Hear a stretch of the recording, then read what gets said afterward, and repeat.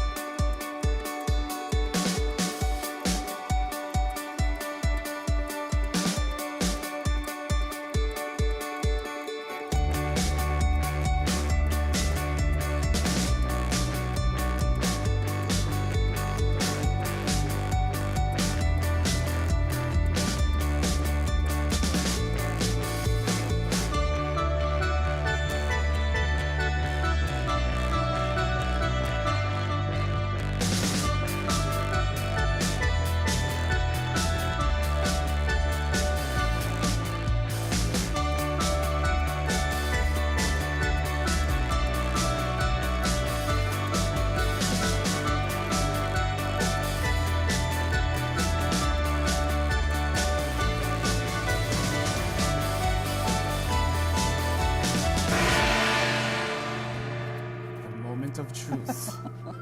Here we go. No doubt it's gonna be good. Well, Wow. what do you think? Joanne, this is amazing, mga ka-nation. This is fantastic. You know, Joanne, I've tried a lot of different pizza flavors in my life. But I gotta say, this laing pizza pandesal reigns supreme. It's really good. Better than the commercial pizza? Oh, better. And they can all eat their heart out. Yay, I'm glad you like it. Like it? Oh, Joanne, I love it.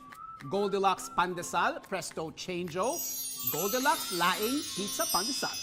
Well, mga ka-nation, don't forget, you can now buy your favorite bakery products at goldilocks-usa.com. There you go. Remember that, mga ka-nation.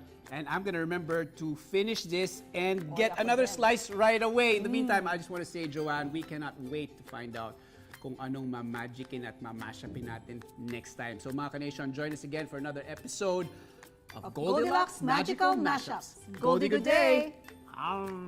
Me too. That's good. That's good.